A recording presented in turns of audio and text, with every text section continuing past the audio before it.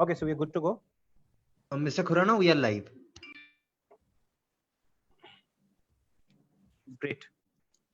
Good evening, everybody, and welcome to another session of SAHAS, IIHM Pune and Ahmedabad chapter.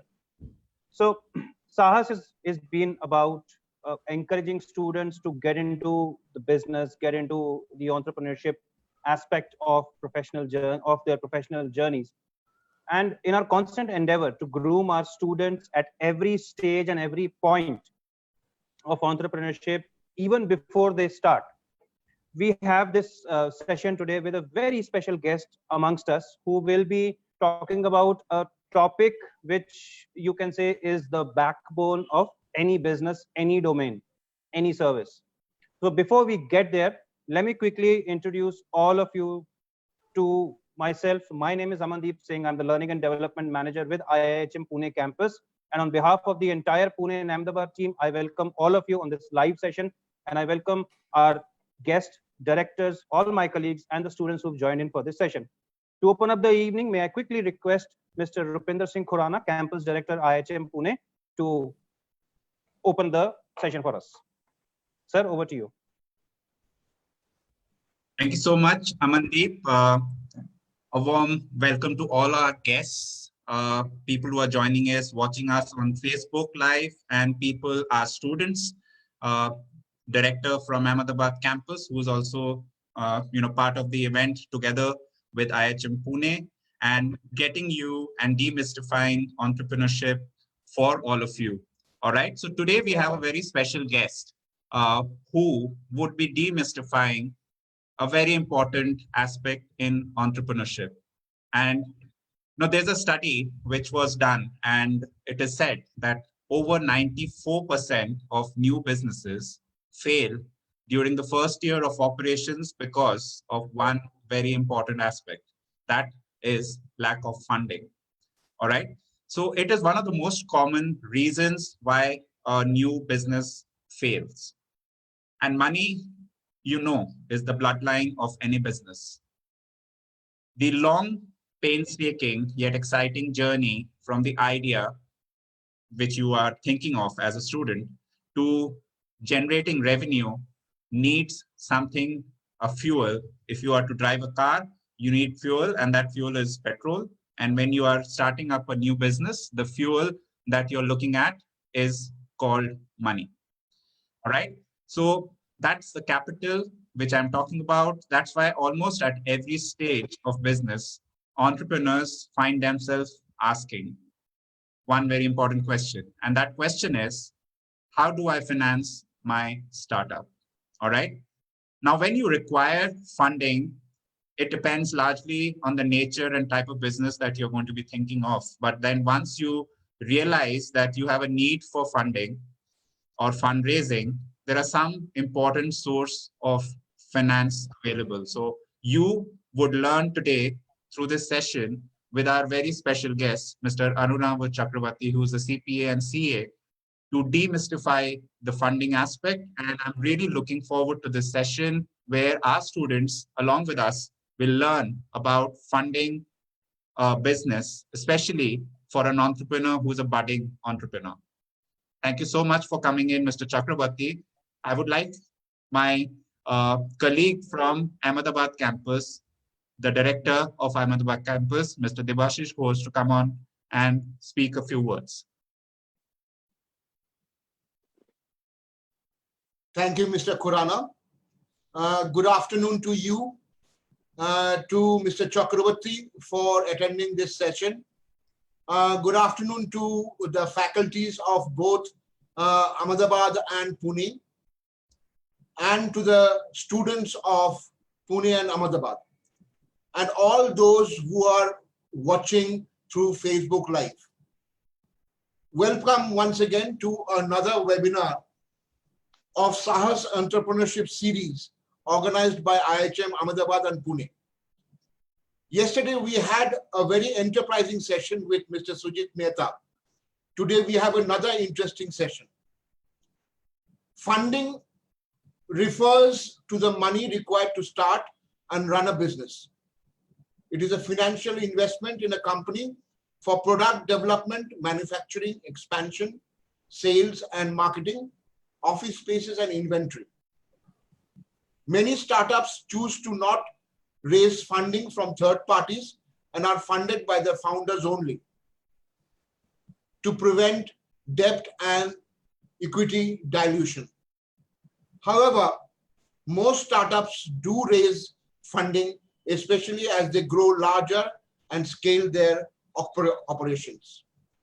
If you are an entrepreneur seeking to understand why funding is needed, types of funding available, and how to raise funding, then you are in the right place. For today's topic for discussion is aspects of funding for budding entrepreneur. To discuss on this very important topic, we have amongst us Mr. Arunava Chakravarti.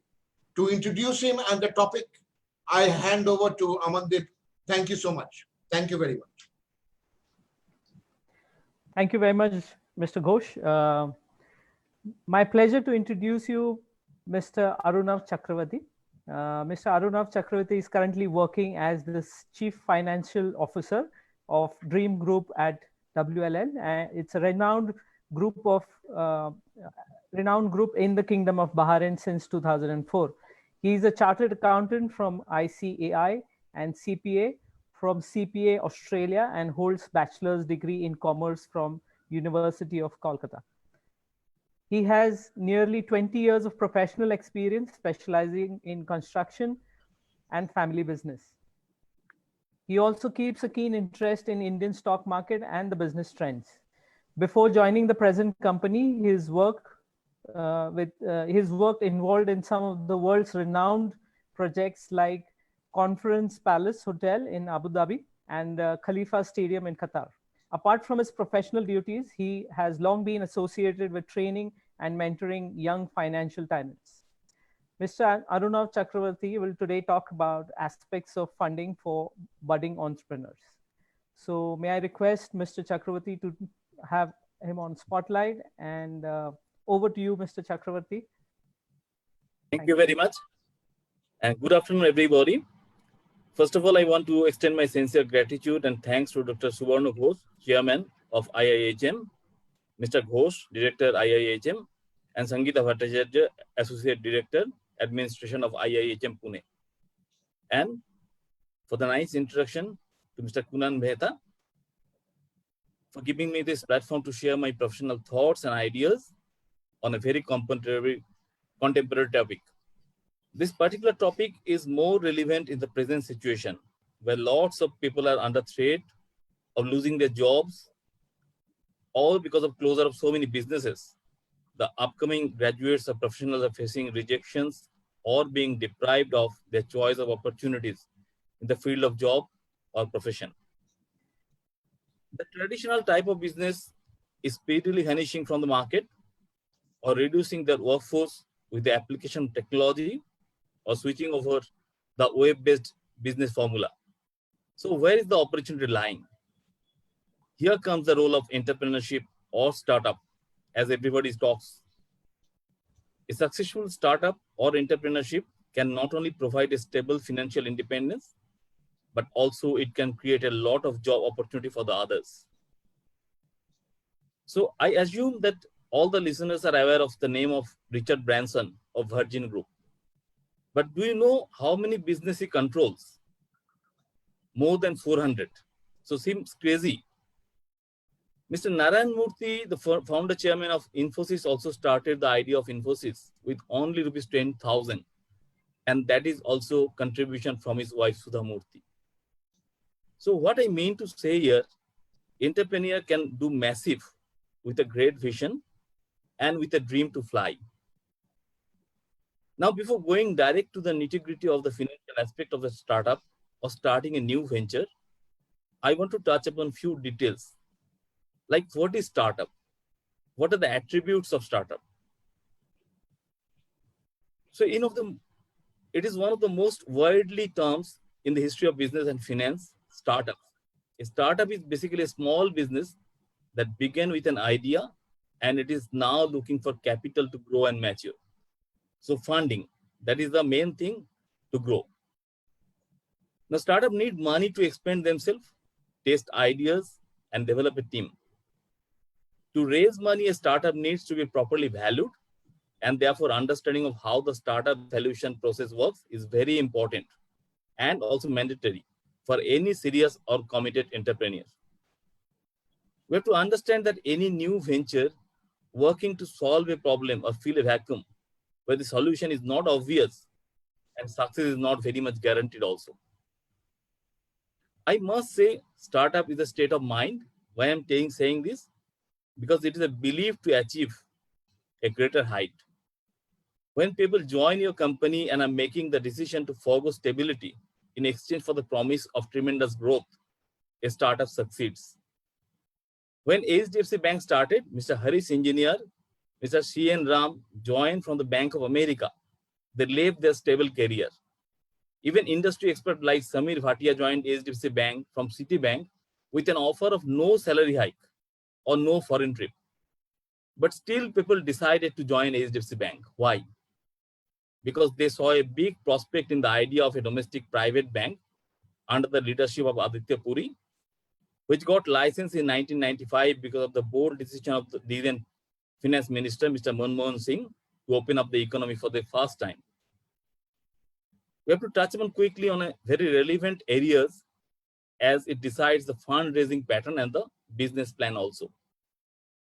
So can I, the slides, if I go to the slide number 3, basically, it is different kind of where the startup is little bit different from the small business. The aspects, basically the characteristics are the different. Why? Because they think differently about their growth. Startups are different from traditional business primarily because they are designed to go very fast. By design, this means they have something they can sell to a very large market. For most business, this is not the case. Generally speaking, to operate a business, you don't need a big market initially, definitely. You just need a market and you need to be able to reach and serve all those within your market. This is one of the reasons most startups are tech startups. Online businesses can more easily reach a large market because they can overcome the time and space. People can buy from you or use your product regardless of whether you are in Pune or Calcutta. Secondly, the relationship with the funding. Apart from having different ways of thinking about growth, startups seek financial investment differently than most small business operations. Startups tend to rely on capital that comes via angel investors. You can call them informal investors or sometimes venture capital firms. While small business operation may rely on loans and grants. The interesting thing about venture capital is that those providing it tend to have a more active role in whatever company they are backing. While a small business awarded a grant or loan may occasionally need to report back to the bank, a startup with angel banking will probably be getting a bit more help. They will be receiving advice from the investors. After all, the investors are the one who is taking the big risk. And if you are young and inexperienced, there is probably nothing better than a helping hand. And the third most crucial thing, planning for the end or the exit strategy. For any startup, this is a very, very different idea. That we have to understand, if you're pitching for a venture capital funding without any exit strategy, we are unlikely to get it. Why? Because venture capitalists need an exit strategy as they need to maximize their ROI or return on investments. They want to see how their money grows, and definitely they don't want to stick for a longer term so that their money grows and they can come out easily. Exit strategy development is a problem you won't have with your own business, at least not until you have made it big or until you change your mind about owning the business. The point is, in a traditional business, not a startup, you don't need any exit strategy at the start. You'll be entirely responsible for the future of your company, and it will be down to you whether you or not run it for the rest of your life or decide to sell, merge, or launch it in the stock market. So going to the slide 4, we're coming to the aspect of raising money. So when we are discussing a startup, the fundamental thing ultimately comes with the money, because money talks everything when we plan something. Some startup has self-funding, but most are not. I think it is wise to take money from the investors. So you have to find the investors. Once you have got a company set up, it may seem audacious to go knocking at the doors of rich people and asking them to invest tens of thousands of money in something that is really just a bunch of guys with some ideas. But when you look at it from the rich people's point of view, the picture is more encouraging. Most rich people are looking for good investments.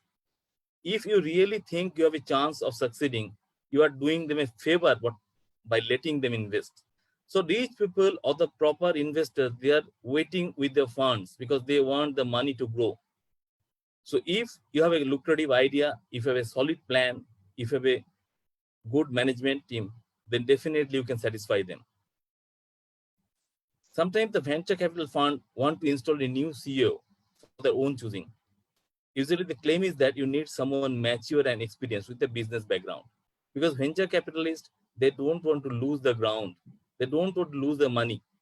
So they want somebody to be in the board of directors or even in the some kind of advisor board, so that they can see, they can control, and they can get a regular update what is going on with the money.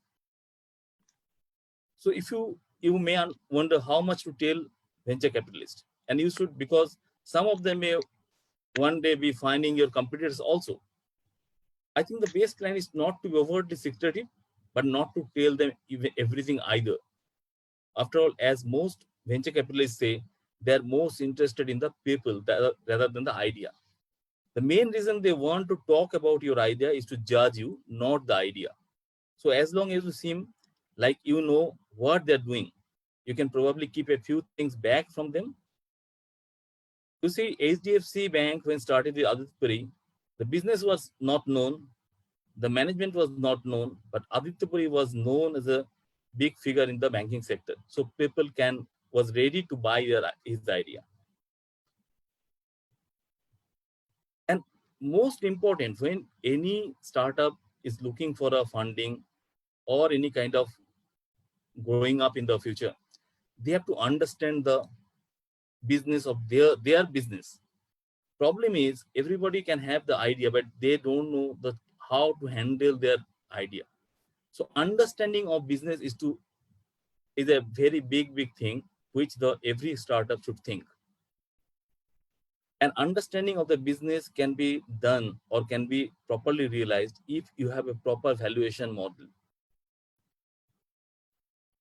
Whatever we're talking about, that business of being failed after 1 year, 2 years, because I feel that there is a lack in the two areas. One is understanding how they want to grow up, how they want to basically consolidating their own ideas, and at the same time, they don't have the proper valuation process. So when there is a understanding is there, you have to go to the investor and you have to present your valuation model. Now, valuation model you can also present, and at the same time, investor also will definitely have their own assessment how this business can grow.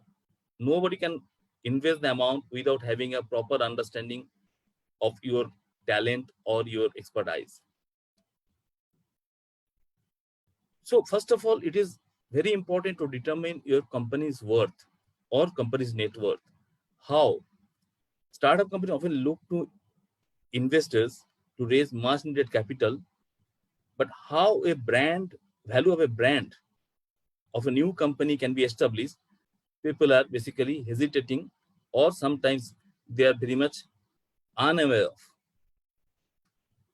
So startups are very hard to accurately value their own thing and operate, because they don't have the operating income, they don't have the sales figure, they don't have, even sometimes they don't have the product also. They are having an idea. So they can make some kind of models like discounted cash flow to properly assess how much they can earn in future and what is the present value of those cash flow. Other metrics like cost to duplicate or stage valuation all these financial model or valuation of their in the business, they can present to the investors. And with this presentation, the vision is required, because where they want to reach, what is the short term, whether they need short term success with a bigger risk or long term benefit with an idea of business where your next generation will be involved. So startup can definitely grow as a long term business, but initially the idea is to start a new thing and to grow up.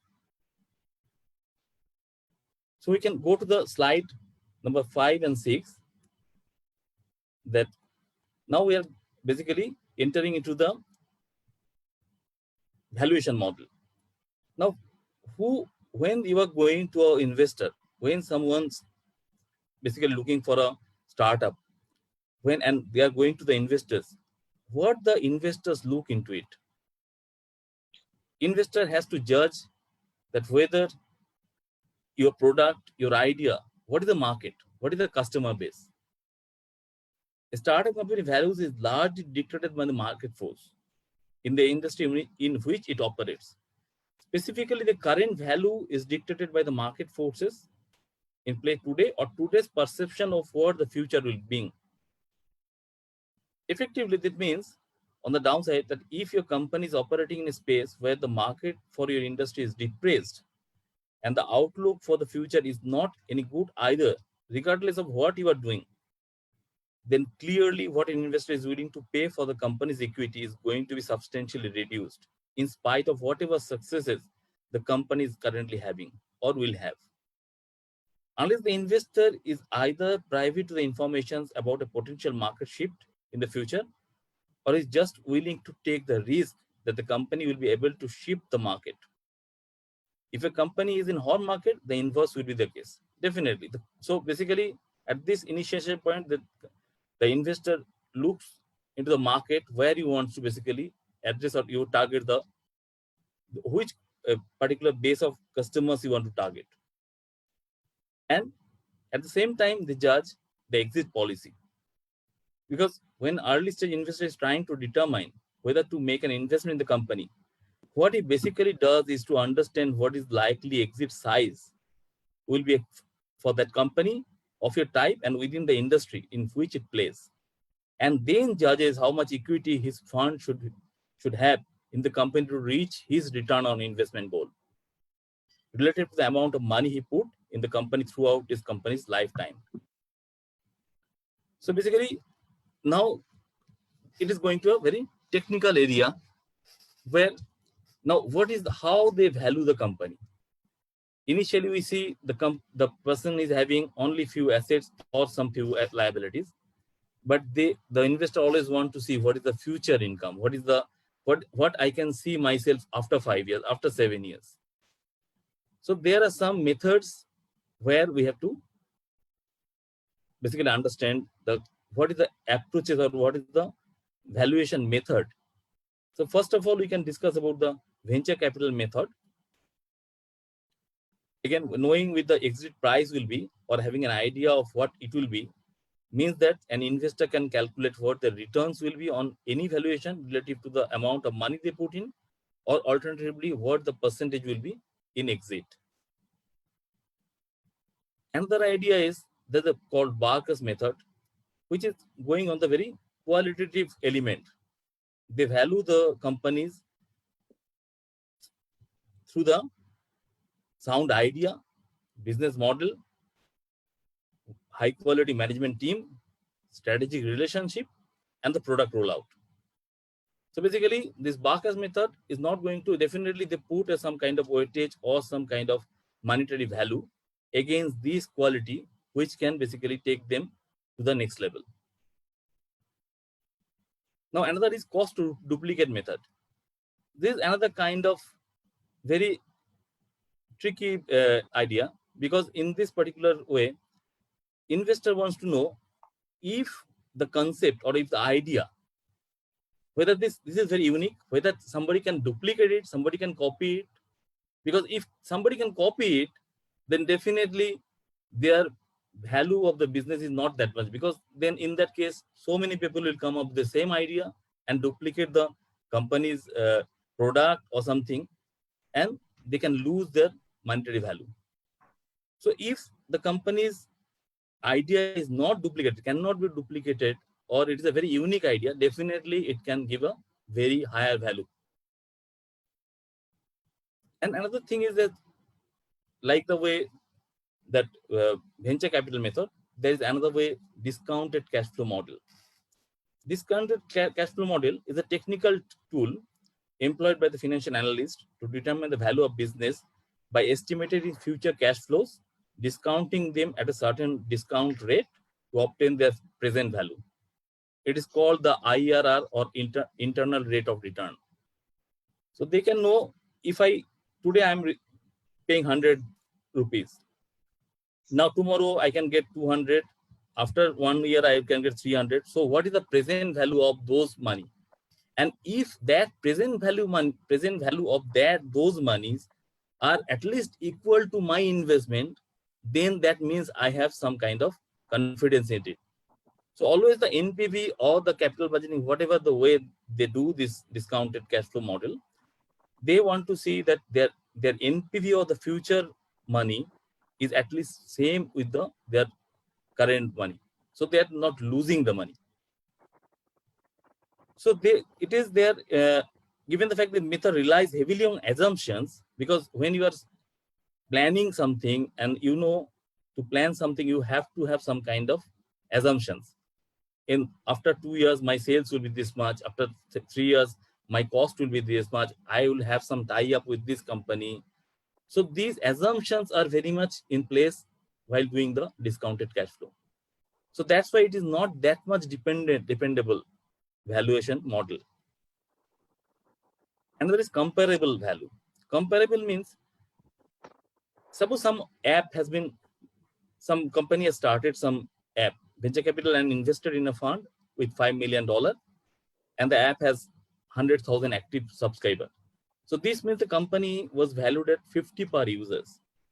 An investor could use this benchmark to value the startup with a similar app.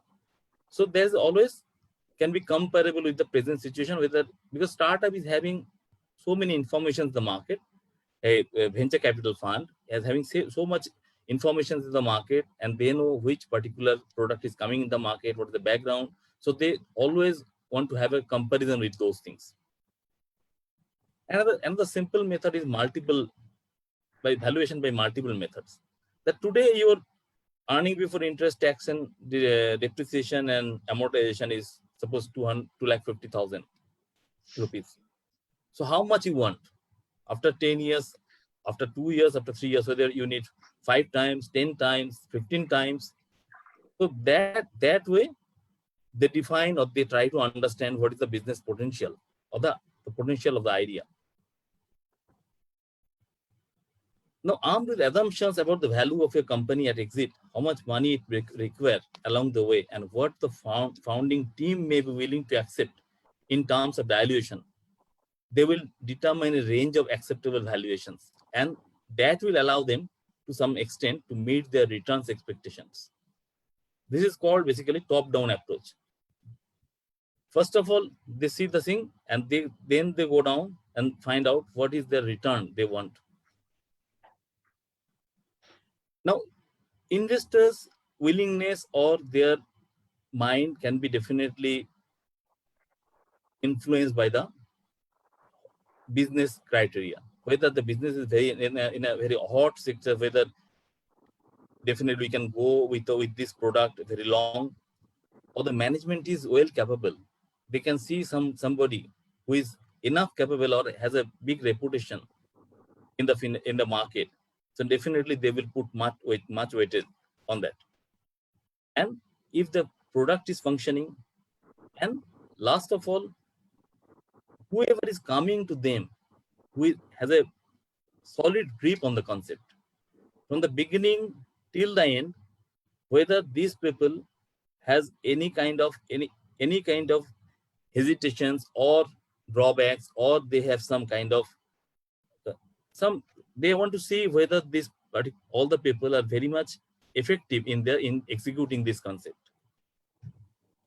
But initially, when the companies are at the very early stage or seed stage companies, definitely that time they don't have any, just an idea they are having. They don't have much asset liability.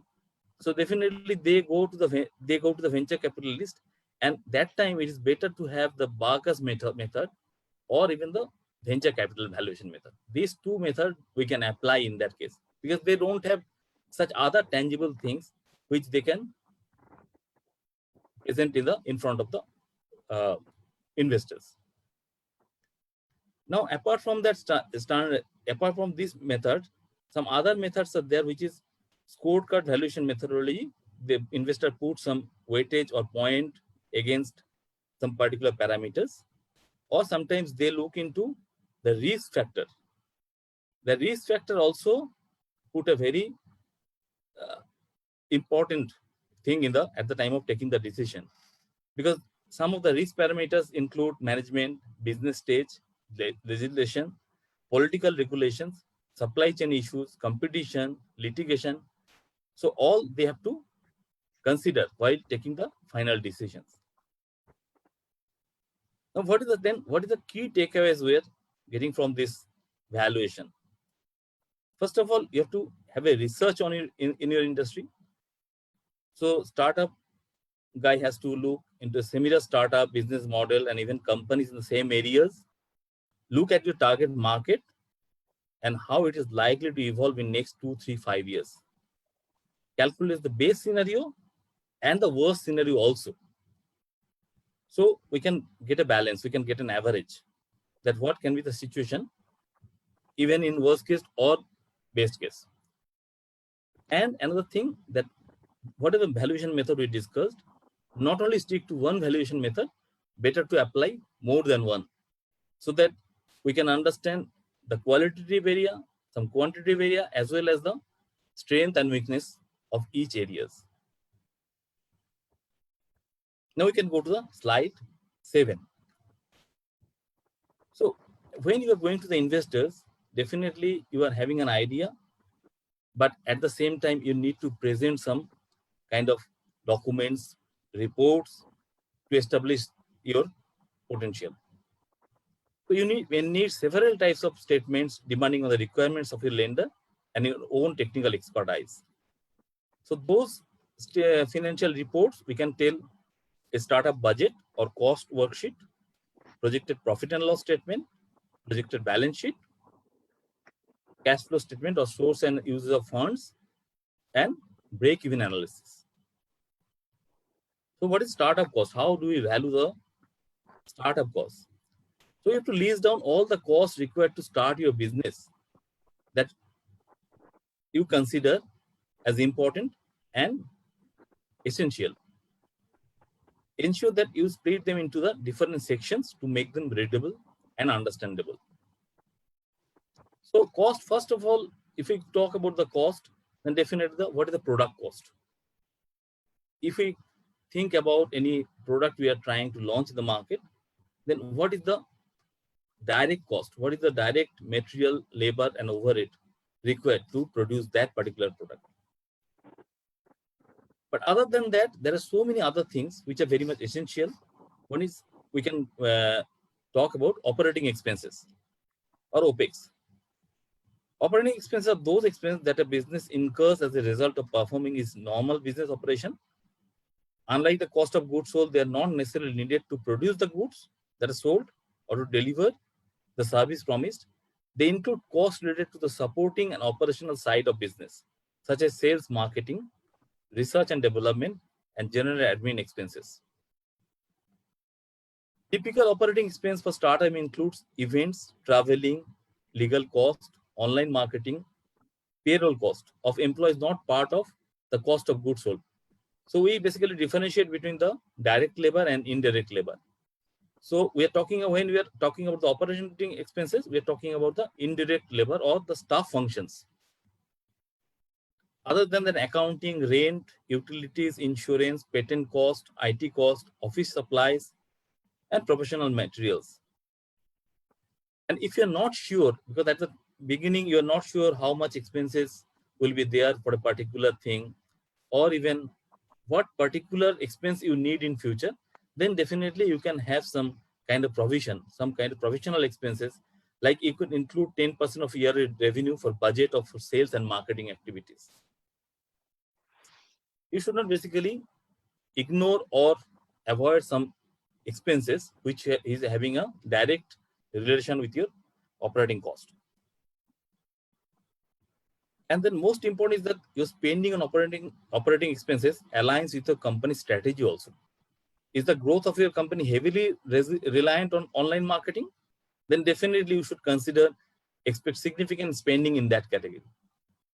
So basically, the type of business, the characteristic of business dictates what kind of you can stress on those particular cost or area which you basically take into consideration.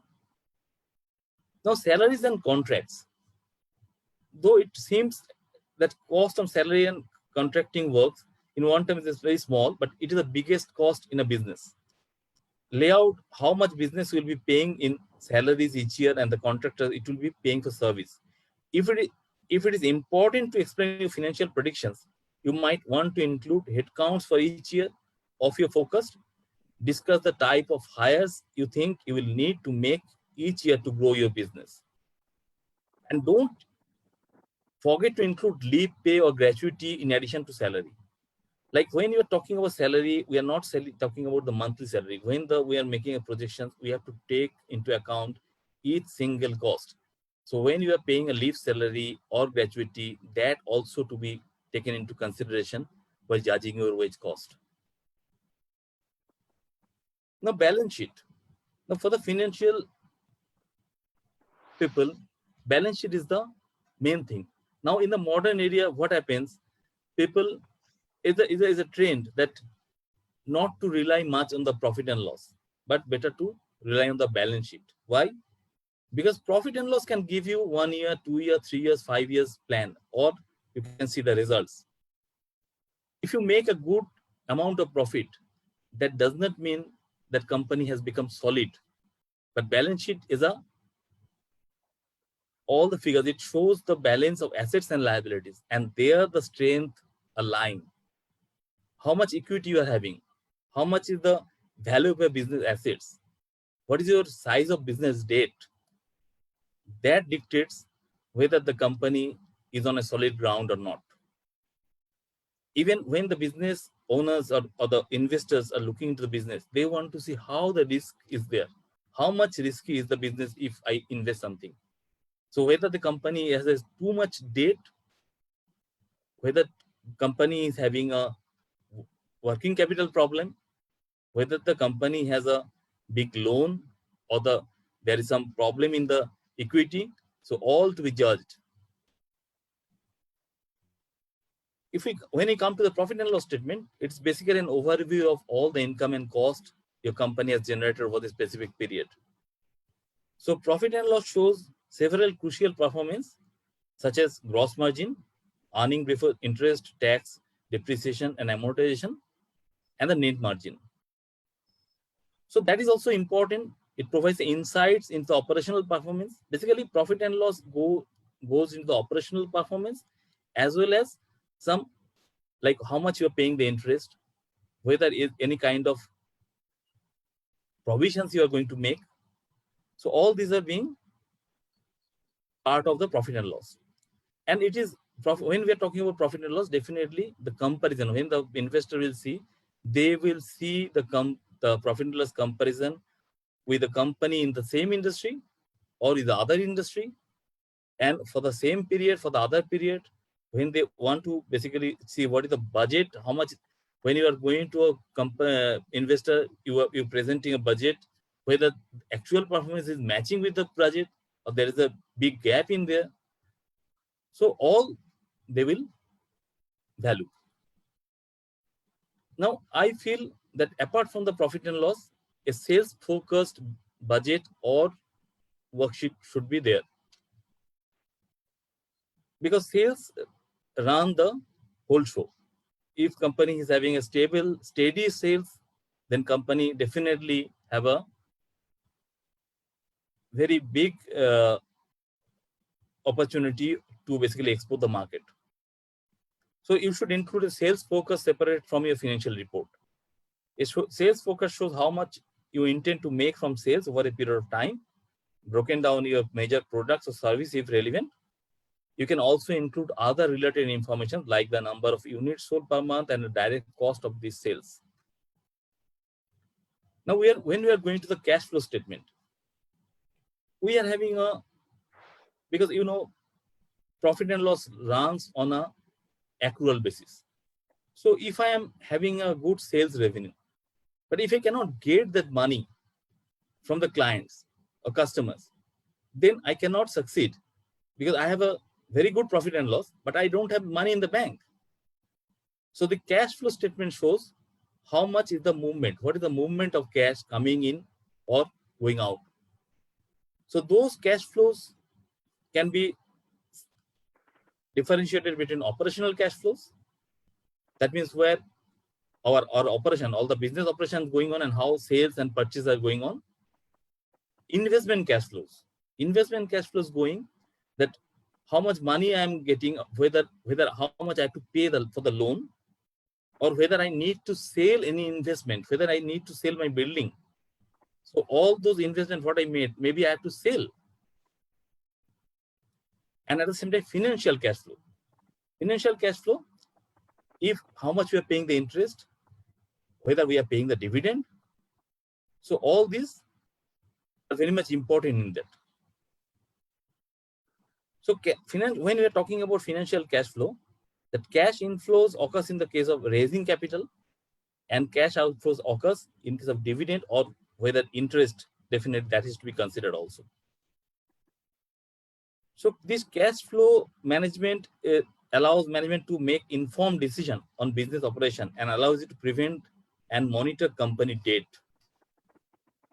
Because if we make also very good profit, it does not mean that company is on a sound standing, because company might have very big loan and company is incurring a huge interest payment. Recently, we have seen that Reliance has paid a lot of money and make it debt free. Why this was a basically concern for the company? Because so much money is basically drained out. So that we have to see all these aspects when you are thinking of the cash flow, profit and loss, balance sheet. Because not a thing, all this whatever cash flow, balance sheet, profit and loss, we have to see it together, not individually or not separately, because each particular statement or report has some basically importance in taking a decision. Now, when we're talking about these particular areas of reporting, we definitely have some KPIs.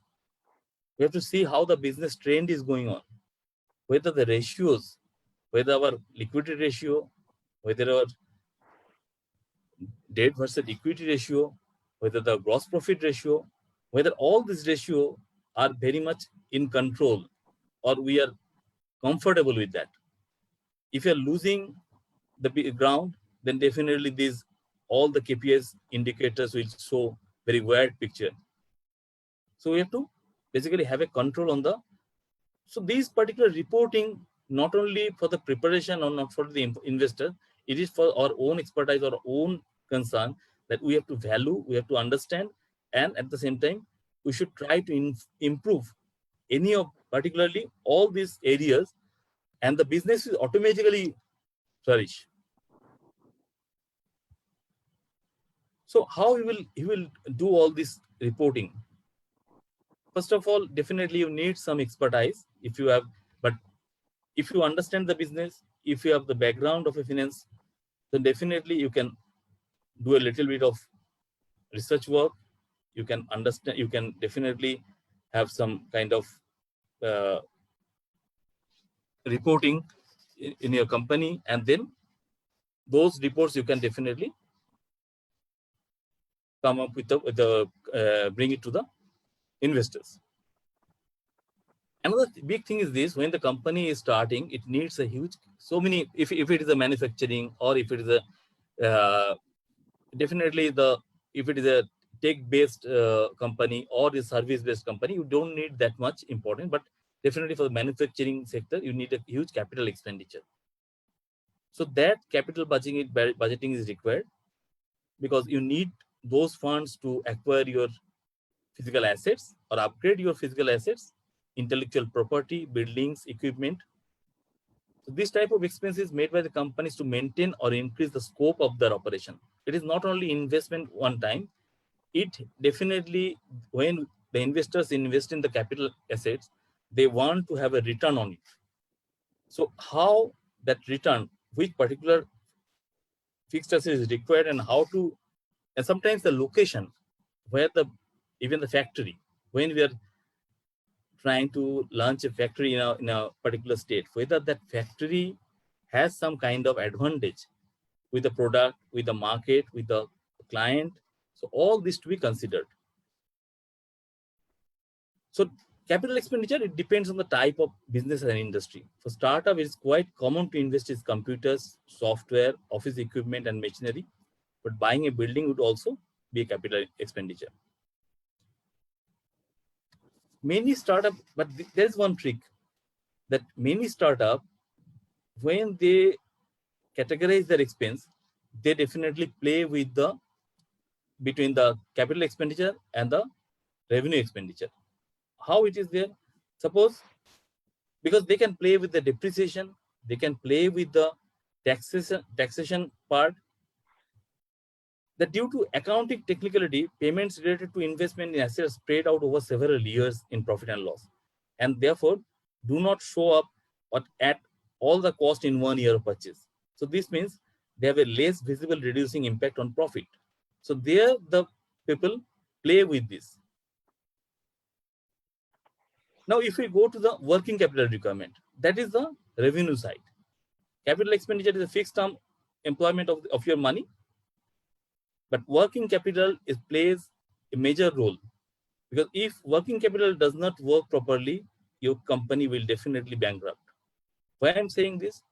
Because if not assessing properly your working capital, then you cannot have your production runs, you cannot buy your requirement at proper time, and at the same time your short-term financial health will be diluted, and it will definitely have an impact in the long run. So for a company's current asset is a very big, like stock, like cash, like fixed deposits, even debtors when we are selling to some customers or client, we need to recover that amount also.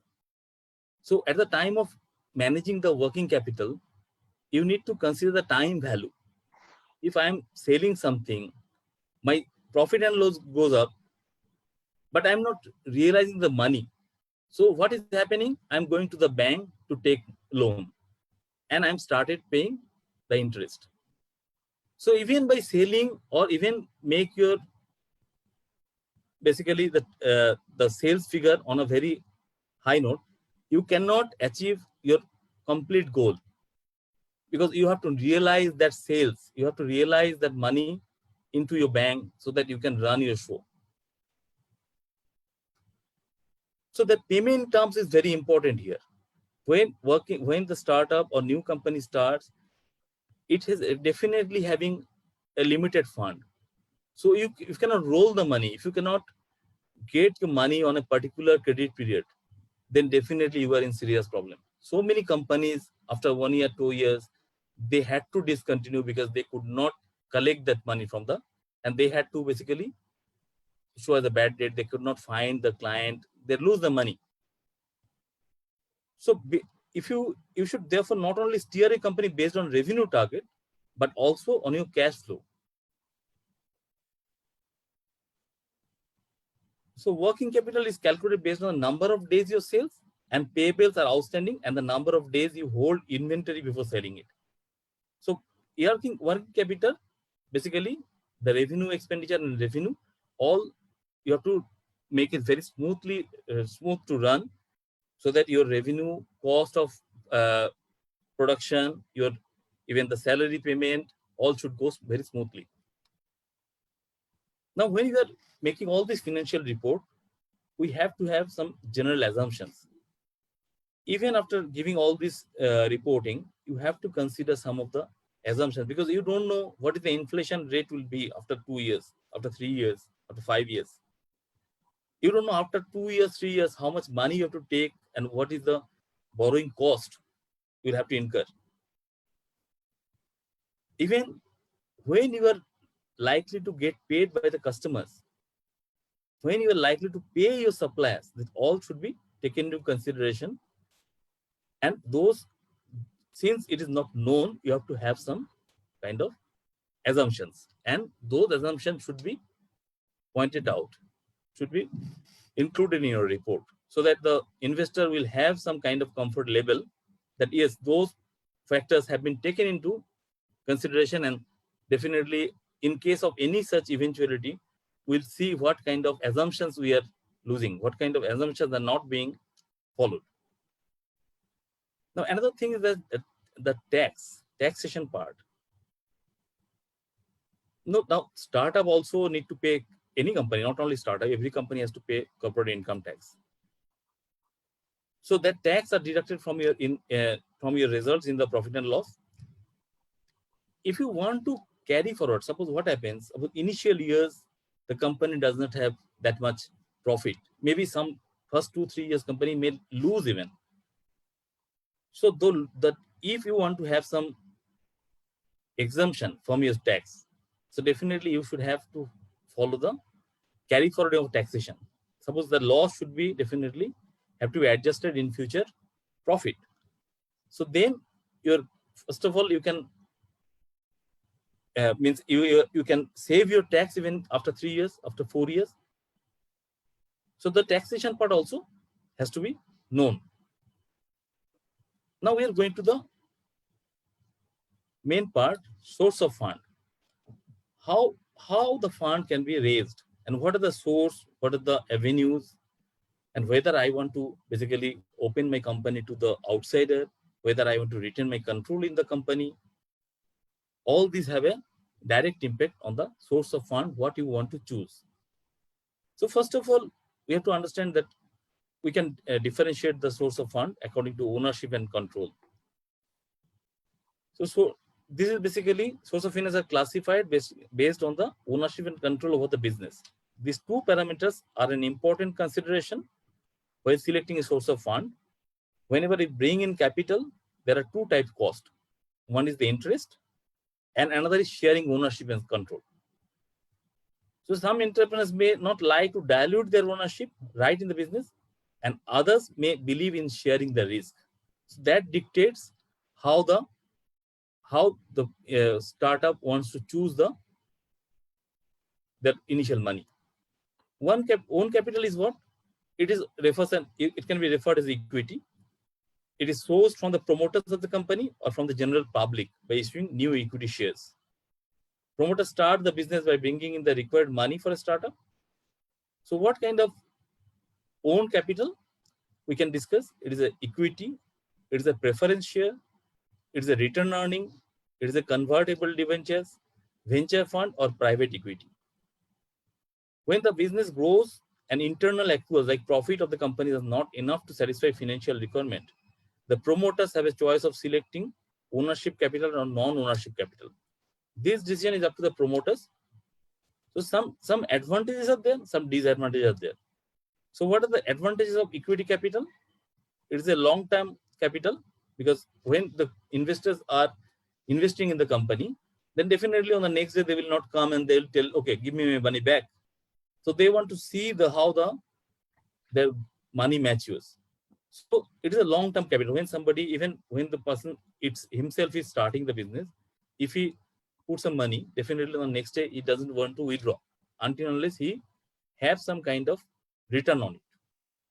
So the money will be lying in the business permanently. Second thing, there is no burden of paying interest or installment like borrowed capital. So the risk of bankruptcy also reduces. So business is infancy.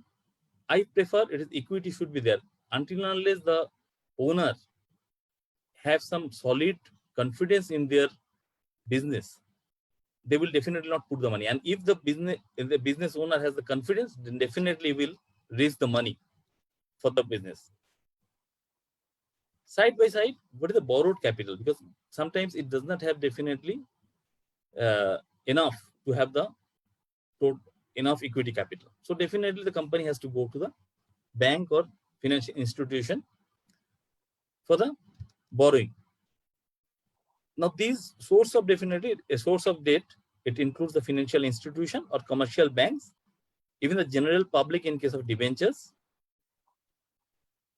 So in this type of capital, the borrower has a charge on the assets of the business, which means the company will pay the borrower by selling the assets in case of liquidation.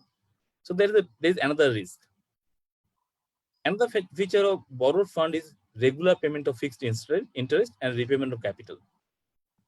But it has some positivity or advantages are also there.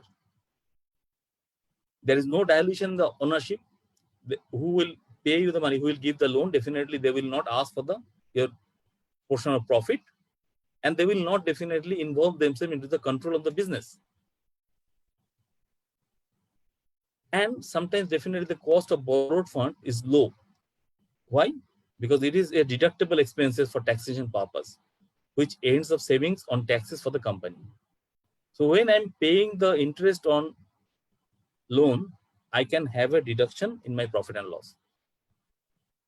And it gives the business the benefit of leverage. So source of finance basically now is the own capital by the borrowed capital. Now I'll go to the details. Means what are the types finance we can get? We can get definitely equity, debt, debenture, return earning, term loan, working capital loan, letter of credit, venture funding. Because every type of loan has their own limitation and at the time of own usefulness. Because if I am needing something to run my business, I will definitely not ask for a term loan. I will ask for working capital loan. I will ask for, if I have to bring some material or some service from outside of the country, I have to go for letter of credit. So there are various types of sources of financing are there. And these types of financing are basically based on the time period and their source of generation. And it is very much ideal to evaluate each source of capital before opting for it. If you don't know for what you are looking for this particular finance and how you are going to utilize this finance, then you are in trouble. And I feel at the same time, this is the choice or basically to select the particular type of funding. It is also very crucial and it is a tough most. Why? Because that will, I'll come later that how it is basically affecting your business situations or even some kind of challenge can be, definitely some challenge can come up in future for this type if you can choose the wrong type of funding. So in-depth studying is required. For every kind of fund, you have to have a in-depth study and the analysis and comparing that if I take this particular working capital, even within the financial institute, you have to look into the cost of capital also. And if you're thinking on a time period, there's another criteria that startup, whether it is looking for this money for the long term or short term or medium term. So ownership control, when you are getting the ownership based funding, that is basically definitely long term. But if you take a borrowed capital on a long term basis, then definitely you definitely keep paying interest. So if your particular aim to have some kind of solution for a particular problem, you should target that and what is needed for that particular type of problem, what kind of capital is required, you have to understand. So what is the long-term capital? It is like when you're talking for 5 years, 10 years, 15 years, generally the fixed assets you can buy with that particular capital, land and building. Sometimes part of capital, one capital also you have to have in permanent presence. Suppose sometimes you need a fixed type of working capital fixed type, and it should be always be there in the company. So that part of working capital can also be financed through the long-term financing.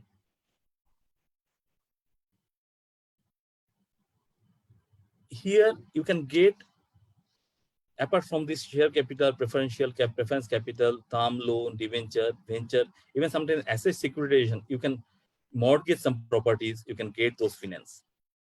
Even in the international market now, with the foreign currency loans, ADR, GDR, all are available.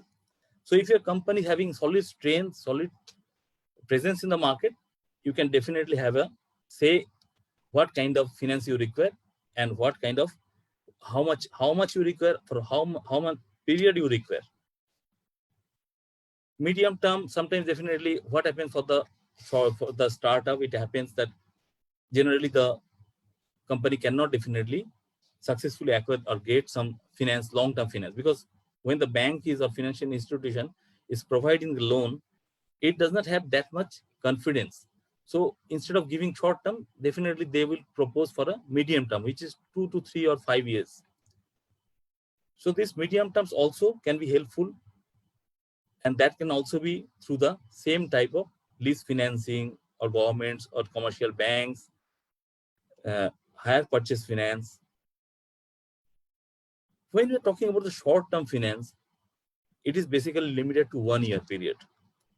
And this short-term period, basically, we feel that it should be limited to the working capital requirement. If your debtors are not paying on time, if you need some short-term loan to purchase some product or some material, then definitely you have to look for some short-term financial fund.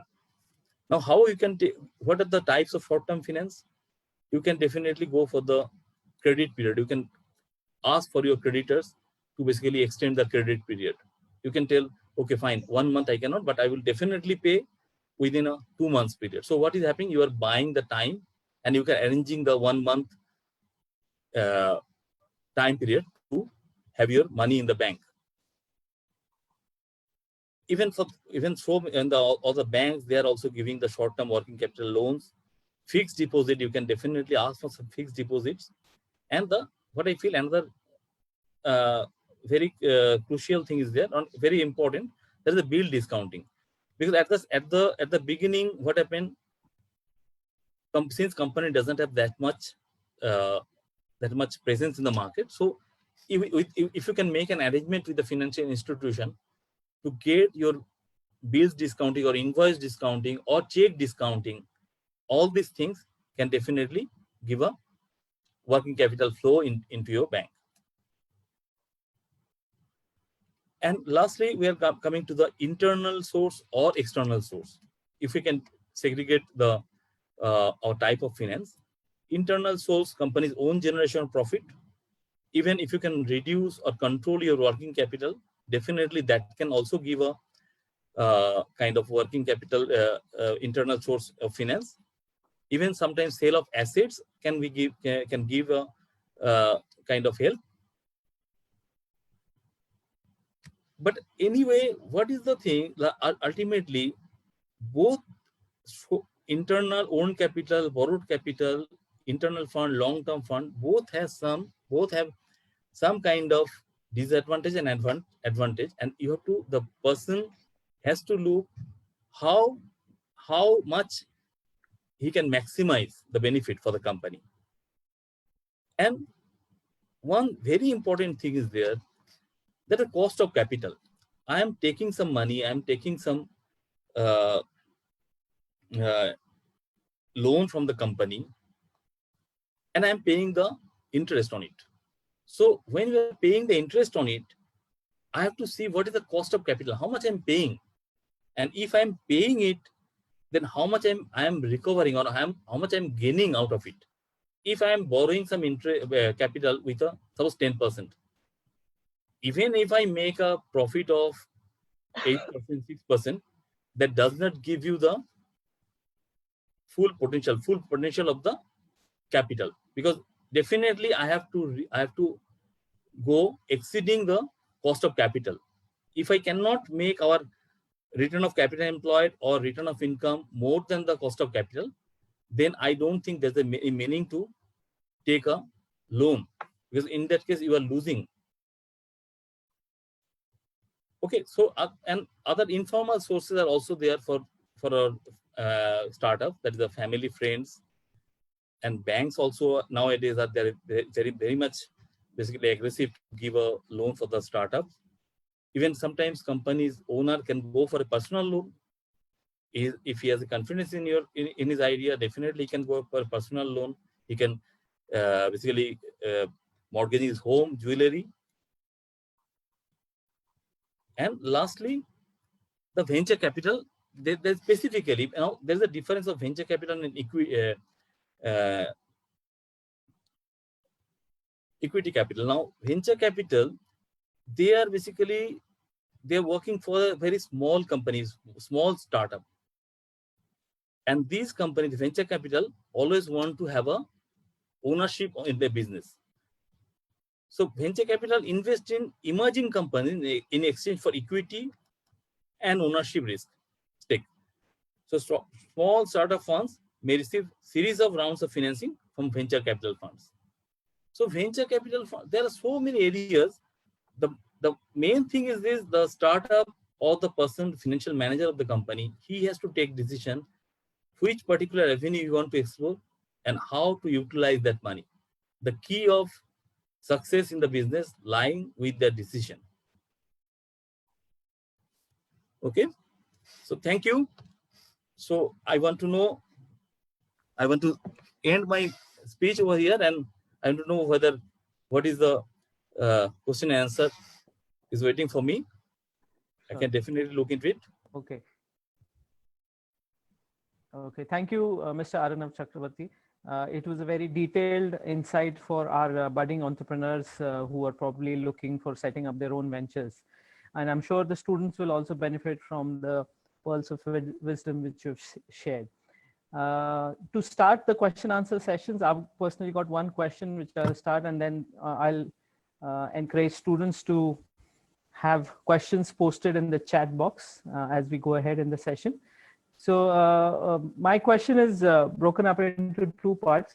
Firstly, I wanted to highlight that our industry, hospitality industry, is a very practical oriented industry. So you've probably seen a lot of professionals who are working probably very long hours, almost, on an average, we work 10 to 12 hours when they actually get into the industry. So my question is, if owners, or if, let's say if it is an organization like a restaurant, for example, and the person who's owning is also a chef working in the restaurant, do you recommend that the finance department itself, or all the aspects of finance, should be outsourced so that the owner can pay probably more attention to what he specializes in, let's say, for example, cooking, because he's a chef, so he can dedicate more time towards that? Or do you recommend that the owner should take equal responsibility in knowing the financial status of the establishment? So that is one of the question. And also that you mentioned that banks are very aggressive nowadays for giving loans. And you also mentioned about venture capitalists and the third option, which is self-funding, where, you might have families or friends who are involved in lending you money. So in times of today, when there is, we are surrounded by a pandemic, what is the best recommendation do you have? Should we actually go to a bank, or should we rely on self-funding through family and friends? Which is the best option? So there are two questions. One is, should we outsource the finance department? Because our industry is very practical oriented. We spend a lot of time working in the, on the floor. And the second question, like I mentioned, which is the best source of funding? Yes, sir. Thing is this, first of all, what is the volume of business? What is the, means at initial stage, definitely you can look for your own expertise. Ultimately, if the person who is running the show, maybe he's a chef, but he should definitely have some idea how his funds are being utilized. If he does not know, then you cannot, only by making a good dish or some kind of some good product, you cannot definitely successful in the market, because you have to have some kind of idea on each sector, each department of your company, how they are functioning. And you have, maybe you are not basically financial expert, but you should know how to read the financial. Okay. If I'm taking some loan, I have definitely have to see what is the term of loan, how much I have paid over the years, whether there is a default, how much interest I'm paying, how much is the creditors, what is the recovery, how the cash flow is running. So all this financial aspect has some kind of importance, should be in the owner's mind, and he should definitely have a consideration. Okay. And secondly, what I feel in this particular thing, you in the India market, basically you can see the last 3-4 quarters the banks are reducing their interest rate, because there is no takers. All the basically the why they're not takers, because nobody wants to have some risk in the present market, and they don't know when they will recover. This is the thing. If I'm taking, even I'm getting some loan of around 6%, 7%, or even 10%, I don't know whether I can make money out of it, whether I can sustain my growth, or business situation will improve. So at some time, I think even that's why the Indian market is a lot of money in there in the banks, and they cannot, even the banks are losing because they cannot also utilize the money in the market. So initially, definitely as a startup, people have to come up with some kind of their own investment and then look for the outside capital. All right. Okay. Thank you. Thank you, sir. We can have the next question. Amandeep, sir, would you like to ask the next question? Yes. So the next question that we have is, what are some mistakes which a particular entrepreneur does in startup? So when, let's say, if they're bootstrapped and they just started, what are those some mistakes that they are bound to do? Mistakes they're bound to do, or they should not do? Both basically. So they can do, they should do. Like there are some by default mistakes that happen.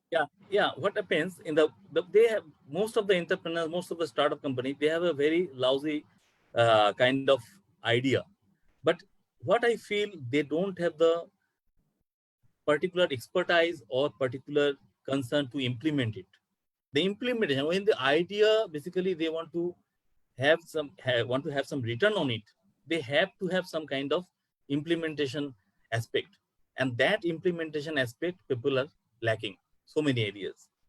They don't know, they know the product, but they don't know how to explore the product in the market. They don't know how to go to the customers, what are the ways so that their target, their product can reach to the maximum customers.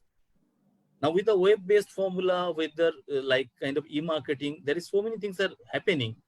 But ultimately, what I feel that some way or others, the implementation is lacking somewhere, and not properly utilizing the finance. They have taken a lot of funds, then they cannot utilize that fund, or if they're not getting a fund, they somehow arrange the fund somewhere, and they don't want to pay back. So these are the very basic things, what I feel. And ultimately, implementation part also with the finance, with the idea, with the finance, everywhere, the implementation factor, I think that will count. Noted, sir. Thank you so much. To ask the next question, may I now invite Mr. Devashish Ghosh, Campus Director, IIHM Ahmedabad. Sir, over to you.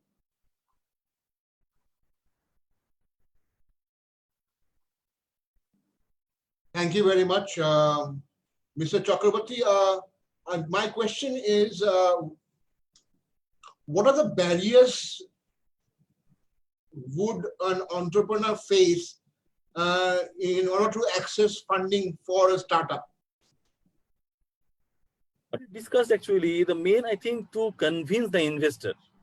First of all, they have some idea, but since at the beginning, the idea nobody can see. So how they are presenting their idea to investors, how they are showing on the papers that this particular idea will definitely bring some money. So the investors are not at all confident at the beginning without having seen their past performance, without having seen their strength in the finance. So what they feel that if I invest today, how the money will be playing in the market tomorrow, how the money will grow. So each investors are looking for a kind of return.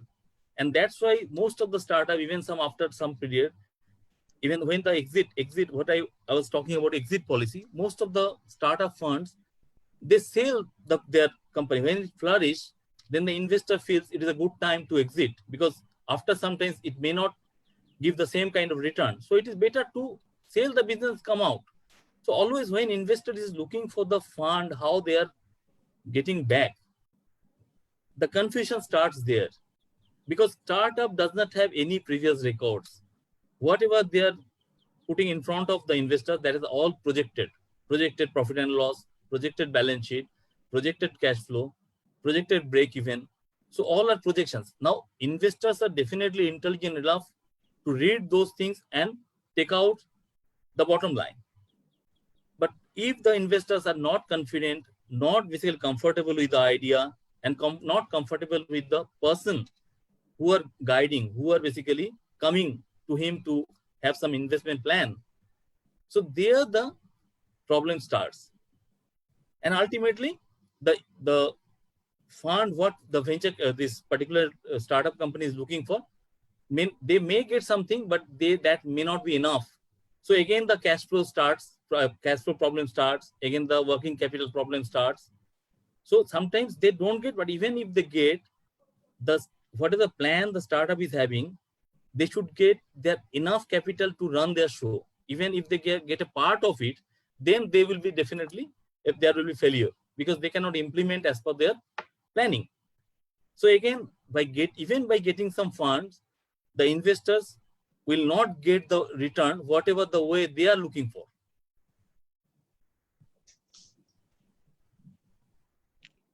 Okay.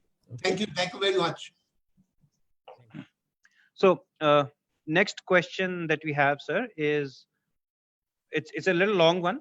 So the financial statement of an ongoing business will be different, of course, from a startup who's looking for investors. So what are some factors taken into account by an investor to invest in a startup rather than a business which is already established and performing up to the mark? It is basically what I feel. This is the idea. Suppose idea in the market. Suppose when Microsoft started, or even the Infosys started, that time the idea was new. Okay, Infosys started, the main criteria that they presented in such a way that they have some solution which American company will put in their outbox in the night, and the next day when they will wake up, the solution is done. Because India and America, there's 12 hours time difference. So when the full day American companies are working and they are putting those problems to the company in the evening, that time India wakes up and get the problem and then solve the problem, and they put in the inbox of the American company. So the idea actually plays a big factor. Why? Because existing business people know.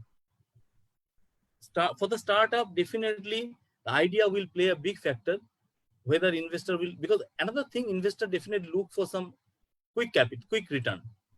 Now, type of business in our traditional business, it is a slow time of recovery, considering our market situations, considering our employee unrest, all these things. But in the startup, people definitely look for some quick return, and if the person is able to take the risk, definitely he will look for the invest in the startup rather than the traditional business. Right, sir. Next question that I have is, how do you think that a break-even analysis is useful in terms of fundraising? As it assumes that sale prices are constant at all levels of output, and break-even analysis, can only be done with some data. Yeah. The thing is break-even. See, when the startup initially goes with the plan. It has a plan definitely, but it does not have a record. So definitely initial year with the implementation strategy, the definitely initial years with the capital investment, with the loan terms, with the everything, initial years, they cannot reach to their full potential. So what will happen? 2 to 3 years, generally it can take to reach the full potential. So within this full potential, they may incur loss. So the investor wants to know how much time period should I wait to go to that particular point where I can start thinking of getting my return. So that is a break-even means that is the point when the company start flourishing. And that particular point the investor will play with, yes, I can wait for 2 years. With this strategy, I can wait for 3 years. But after 3 years, definitely you should break even and you should start flourishing. So break even is a very fundamental concept that people can wait till that time to get some return. Sir, let's just say that whenever we are starting up, how should we, because whenever an idea is generated in someone's mind, there are these two things that float around. One of them is that my idea is the best. Yes. Second that thing, is the biggest problem. Yes. And second thing is that nobody can copy my idea. So Yes. these two are like very common approaches that everyone takes whenever they're starting Yes. up. So yes, how should we approach with that bit of humbleness to ask for funding? see, whatever way means you can present your ideas, your profit projections, everything, but the person who are there to invest, they know better than anybody. True. When True. you are going to an investor, to a venture capital fund, this venture capital fund, their main business is to basically invest money and to get return. So they are more clever than the idea and the concept. They will decide, they will have some kind of experience, and they will definitely have some kind of expertise in that particular field to judge whether this idea will work or not. Yes, not 100% cases they will also be successful, or they will also be having the fully correct. But most of the cases, yes, they will definitely dictate, they will definitely tell whether these terms is going to work or not. So you can definitely present your idea, but with a very realistic approach, you have to look for some greater expertise, greater kind of input into that by the investors. Sir, when we are in the initial stages, when we are writing up those numbers on a piece of paper or probably in an Excel, what percentage should be designated or assigned to unprecedented circumstances which are beyond our control, something like coronavirus pandemic? Nobody saw it coming. Yeah, it is a very difficult thing to judge, basically, because your industry, your product, your idea, even your environment, all which will have some kind of input in that. You cannot just have some specific formula or specific percentage in that. You can have definitely some projections, but the projection, suppose we did not know last year that this corona situation will totally hamper the business situation all over the world. So nobody could take any percentage, and some kind of uncertainty will remain there, and it will be, you cannot avoid, you cannot ignore. But those situations, since it is out of our hand, we should not, I think we should not concentrate, or we should not take that one as our main criteria to judge.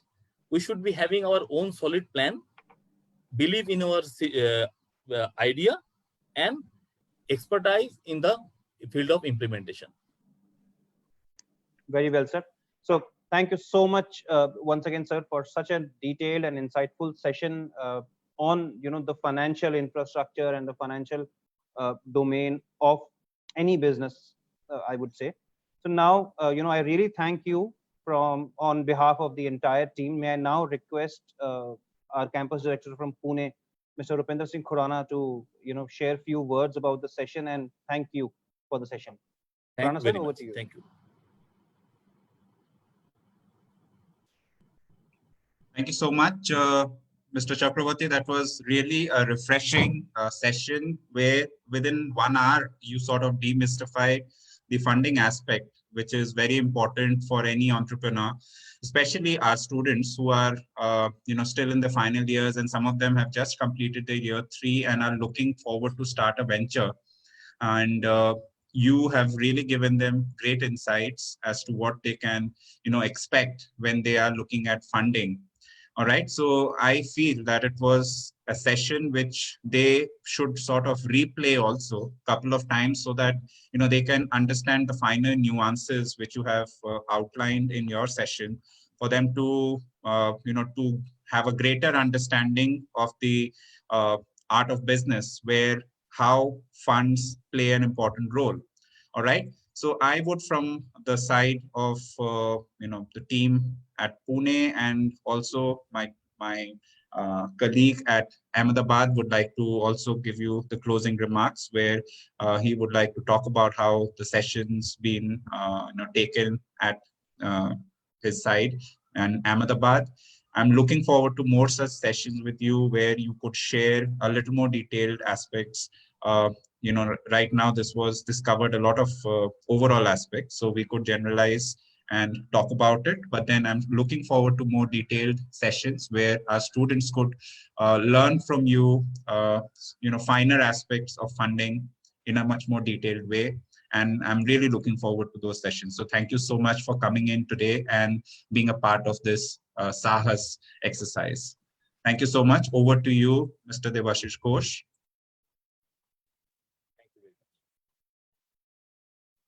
Thank you very much, Mr. Khurana. Yes, I would like to thank Mr.